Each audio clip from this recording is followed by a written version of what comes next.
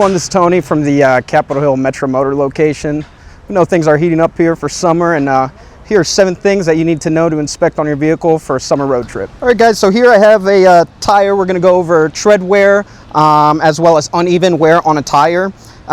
First things first, what you wanna check on your tire. If you don't have these, you can stop by Metro Motor. We'll check it for free for you. Obviously, this is a tread depth indicator. It tells you green, yellow, red, usually around 430 seconds is where we want to replace the tire. Anything below 2 is where the tire can no longer be serviced. So we check at this tire.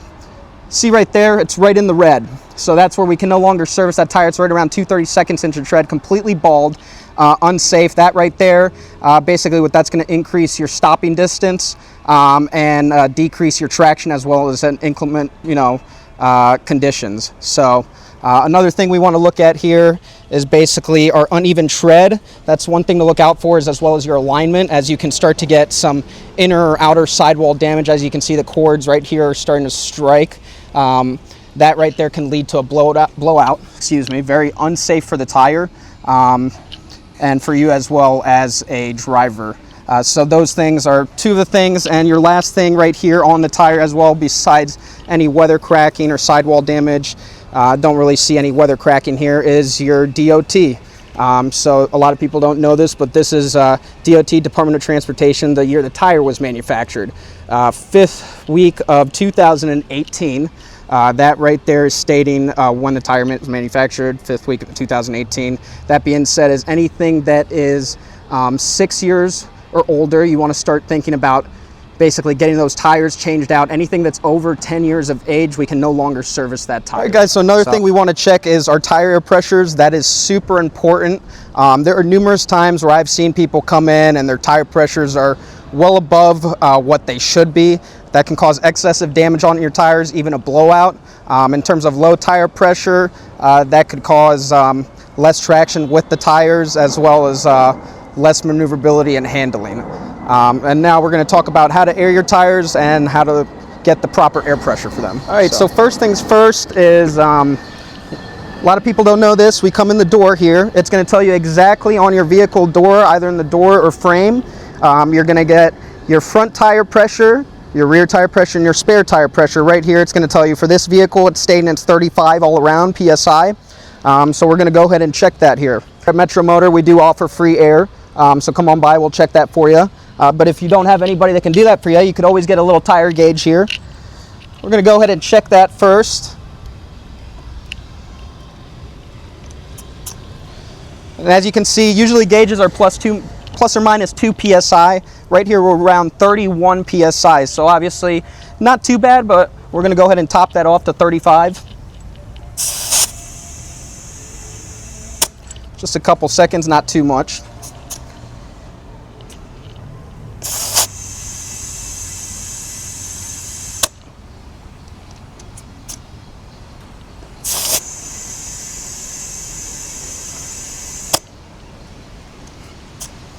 All right, so right around there, 35, head at 36. If you want, you can let some air out, press it in the valve core right there. That'll let a little bit of air out. And now we are perfect, good to go.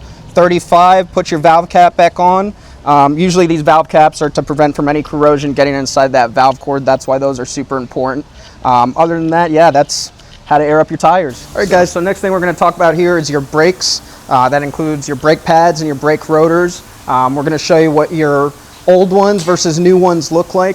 Here we have some old ones, here we have some new ones. Basically, the signs you want to look out for is any squeaking, vibrations, pulsating of the brake pedal.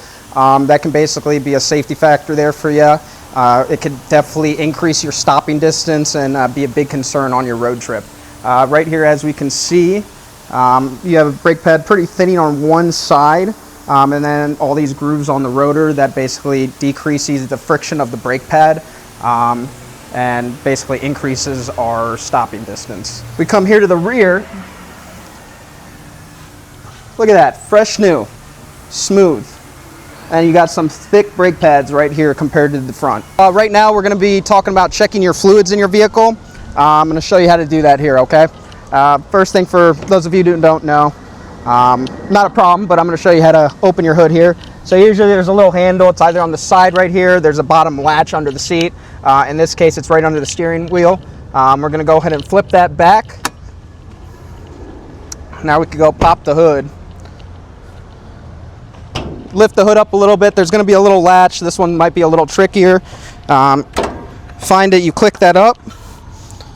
And then some of them, they have hydraulics where you don't really have to like hold your hood up with but some of them have a stand. So in that case, that's this one.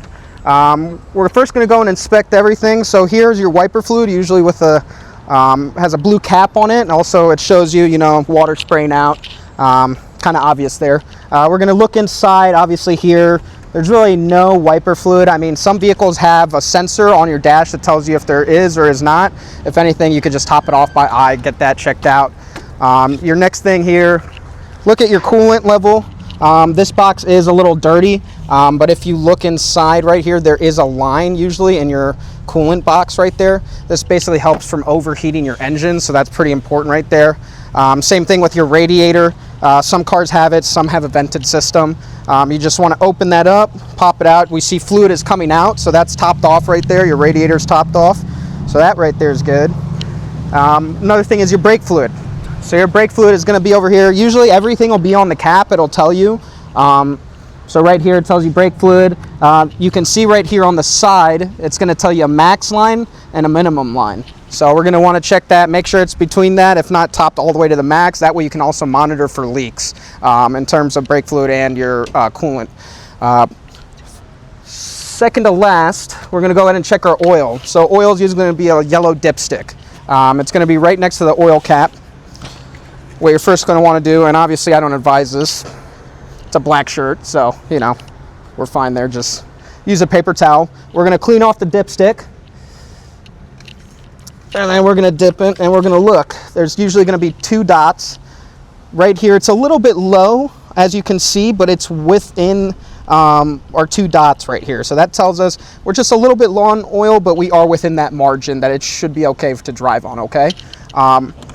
And obviously when you start by refilling the oil, you don't want to start by an excessive amount, just start half a quart and then keep adding from there, okay? And then recheck, clean the dipstick off, and then check it again, okay? Final thing, this is just a bonus, you don't have to do this. Your air box, you want to check your air filter. This one is pretty easy to check because there's no screws here. So it's just a couple clips. We're going to push those clips down on the air box. And then you just want to check your engine air filter. This one looks like it's in pretty good shape. I mean, there's no bends or anything like that. Not a lot of debris, so looking good right there. And now we're going to talk about your battery. That's probably a big issue that most people have run into, is having a dead battery. What to do in that situation? Well, don't panic. We're here to help. You could always have a pair of jumper cables in your car. We do recommend carrying those around, or a handy dandy, jump start pack here. These are pretty pricey, so I would go with the jumper cables in my opinion. But in terms of these, ever get stuck on the side of the road, all you want to do here, so we have our red for positive. You can see here on them they usually tell you red positive, black negative. Always attach the red first to the positive.